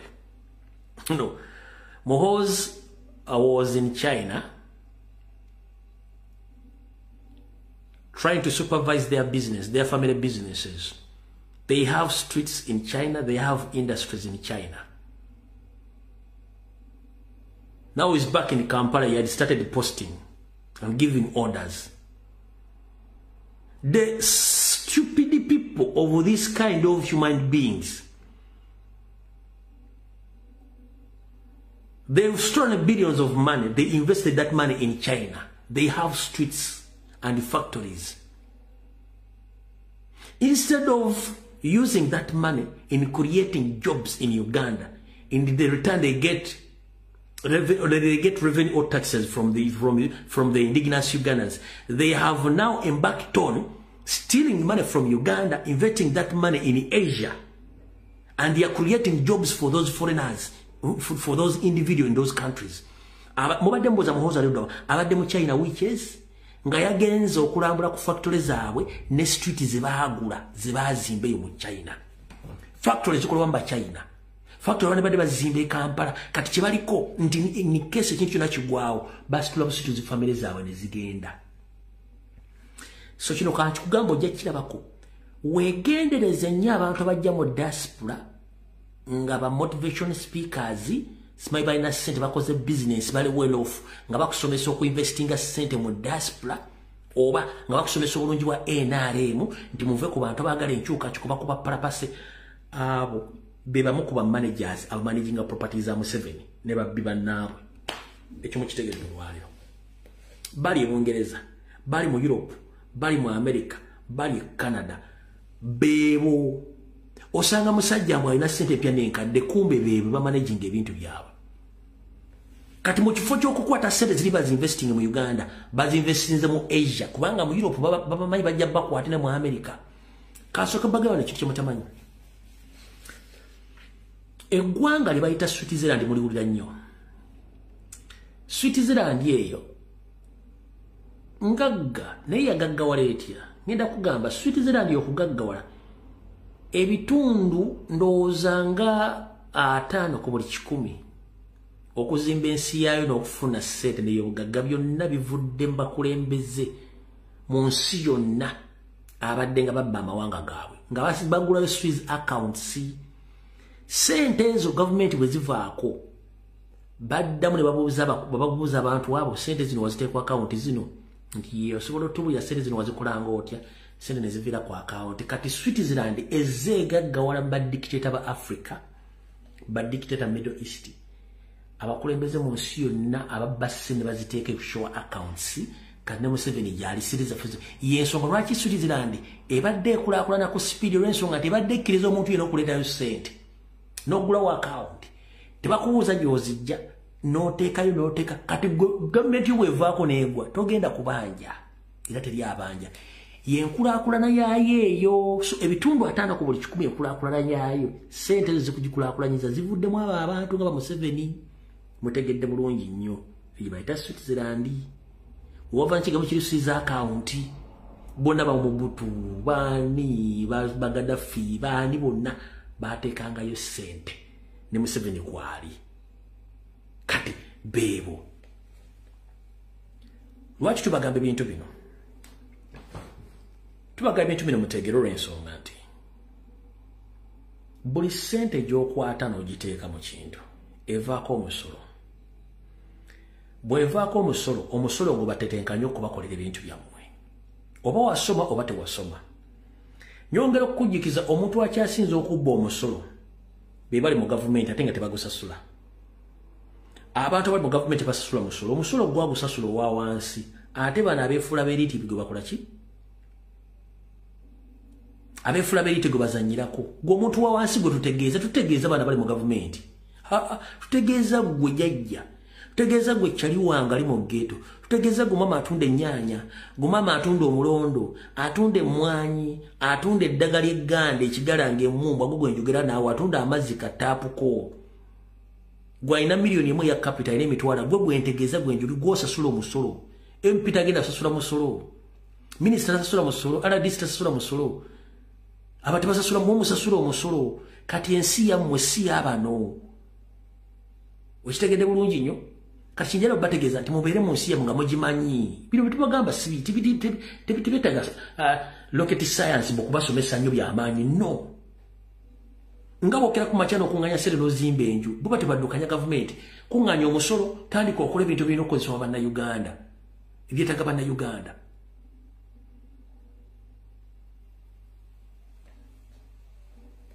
okitegeera kati baganda benjala bagamba guno omulundi gwe gusembayo bwe tulemererwa okuggyako nnyando esoferi mu ngeri yonna esoboka simanyi gye mugenda genda oba simanyi gye tugenda genda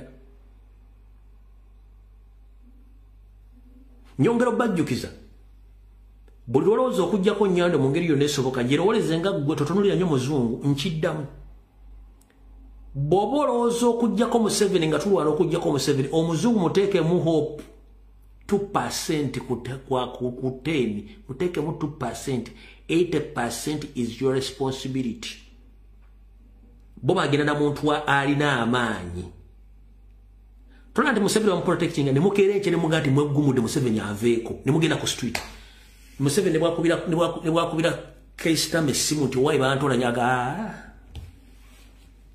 ne bwakubira teeka muna mugamba ne wakubira Trump ga ne wakubira ani as long as it musitu sirwaki musituka kubanga gemanyi gamwe nkiddamu okutegeza bulaza tolantuga mante wali UPR bawagira Museveni n'abazungu bawagira Museveni bamuwagira kubanga mwe muganya okusituka lwe munasituka ne mujja ku tweet Museveni wakube simu wa papa tasola kwata simu kabirani tamongi nti chaliwa papa tasola mukubira simu papa najikwata simu abamanya kaweddemu kati atolo esimba bakwata zammwe zaba na Uganda nawo sobola kubira Trump nakwata simu era ko banonya sinenye simu ya cyangwe baye yojoro senyonyi we yawo mufumbira je banonya ne senye ne ebe nonya simu ya mwe temuna kitegeera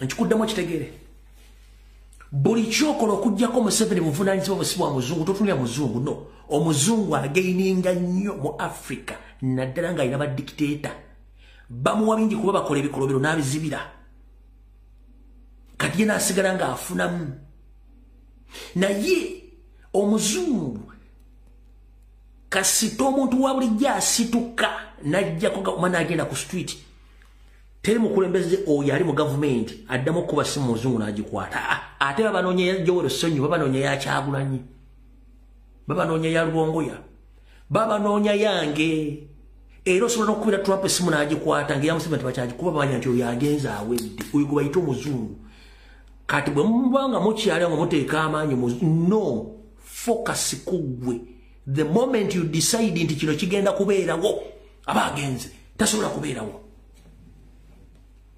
ne bwakubira Ruto essimu Ruto tasobola gikwata ne bwakubira Samia Simono mukyalo tasobola gikwata kasita mujja ku student kaweddemu moche mutamanyo yo bayita omuzungu omuzungu agenda na kigende kiba kizze ku saawa eyo bwe mule mlo kuyimuka era gina sigala nga akolaga ne nyandwe kuba mayi nyandwe alya Windows zai kati bajja mu kozesa ensobi nyingi nnyo kuba bacha bazi bana ne kasito kati ekimala wallahi nyande kabe kagame tasobola kwata simu ya nyandwe ane kagamolo abanonya ya fiti why kati bintu bigeze mu kintu kimukiye katukoze tutya buli omwe abanonya mmwe abafunye obuyinza tubayambye tutya tukoze tutya sawa ya kusituka baboy toteka hope muzungu teka yo 2% 80% ebereyo eyensi yo geto yita amanyi g'abantu gwote badde bakoze mind to bensinga ku muzungu omuzungu nkweze ngembwa ayagala kabalaza kasimule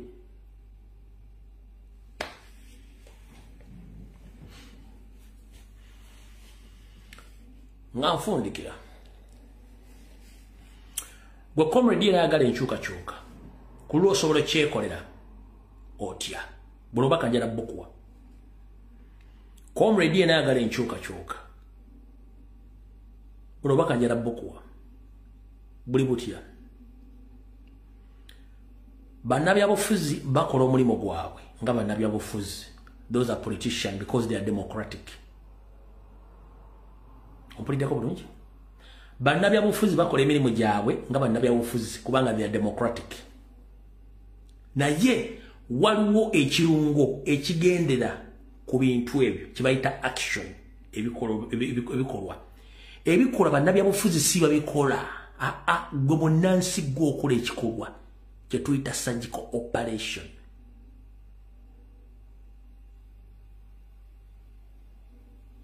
lwaki okuva mu 1996 okulonda bwe kwaddamu bannabyabufuzi bonna abaddewo n'ebira byobufuzi tekuliko kyali kikutte muntu tekikikwata tekuliko kyali kikutte muntu kabaddiya tekikwata oba okutta omuntu yenno bali democratic kubanga that's the process government esobola okusibako omusajja gw'obutujju oba gw'obutemu gwe nga munnabyabufuzi n'ekibiira n'ekiwera kati gwe munnayuganda indigenous gwate agenda okukola surgical operation kubanga obuvunaanyizibwa bwo ng'olaba nabyabufuzi baluddewo kasita munnabyabufuzi alwawo okukolera kyoyagala nga tekisoboka then yokozesa Sagi Corporation. Sagi Corporation teyeetaaga group z'abantu, yeetaaga gwe individual nti kata akasajja katumazeko emirembe ku kyalo gwe ng'omu osobola okukebakirira n'okanyiga. Ekibayita Sagi Corporation osobola okukikola bw'omu. Teweetaaga kukubira lumbu y'essimu, teweetaaga kukubira muntu ssimu, kikyo nga gwe oli obusungu onyiize, kola ky'olina okukola. Aminiti yakuba simu okuwamba Obote. Museveni tayagwa yakubira simu nga wamba Lutwa oba nga wamba Obote, no. Basituka basituzi ne bakwata abantu basatu bana batano ne bagenda batandika okukikola. Sagi Corporation osobola ogyekoleranga gwe noga kati nze nkooye. Nze kangende nkole kino nga sina gwe neebuuzizaako kikole. Bapolitician tubaleke bakole balina okukola. Kuba ojja kulaba politician akuluyisa, which is okay, naye ali democratic. Kati gwe atali democratic ng'ola politician akuluyisaawo, go with the Sagi Corporation osobola ogyekolera gwe omuntu omu. Akasajja kali ku kyalo kaliisa emmere ya mwente nga mukamanyi nente muzimanyi. Sagi Corporation is enough. Bana bali ku TikTok bava mu mukulembeze nga kyambadde Sagi Corporation is enough. Nobato omuntu mujje mukka. Bomu yuwa amanyo n'amagulu ogamenye. Tewanaddamu okwasama. It's all about you. It's all about you. The downfall of Museveni, it's your responsibility as indigenous Uganda. Don't wait politicians. Leave politicians to do their business. But you, as a Ugandan, you can use other ways of outsitting that gentleman. Because himself, in 1980, he participated in those elections. He was defeated, but he opted for other options. You too, you can do it as well, because it's high time.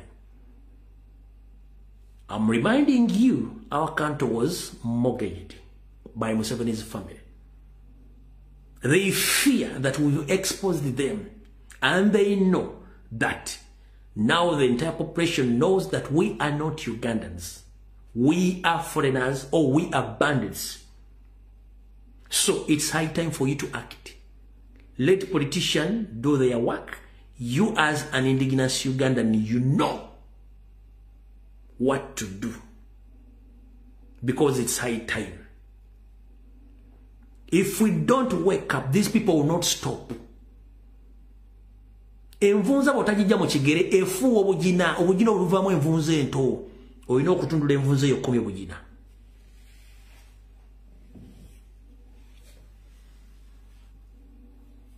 Okitegedde bulungi nnyo. So ensi yo teri agenda gye kukwatirako, gwino gye kwatirako. Video wedde mukaba bankumire tujja senkana ku Lwokutaano strictly Lwakutaano enchobo kuna kampumule mtugenda senkana ku Lwokutaano mukaba bankumire njala bagaliza okutambula okulungi bwe mujali jasula japangisa mukama ko kyosinga okwagala mwekuume nga nfundikira ebigambo enjogera nawo osobola byogera sava ku mwezi onjogere bigambo bino ate bakulya nsimbi n'okusiruwazibwa abantu bali mu Uganda abogera gadde bengali abantu banonya kyakulya nenge ekitufu bakimanyi kankubuulire buli gwola banga yeefula mu wagira Museveni oba ayogerera Kyagulanyi amafuukule banonya kyakulya ekitufu bakimanyi lwaki bakimanyi yensonga lwaki bafuna visa ne badduka ba TV presenter ba radio presenter ba celebrities badduka kubanga ekitufu bakimanyi tebasobola kyogera batya kati fabasano tujja byogera video wede mukaba 10 mwera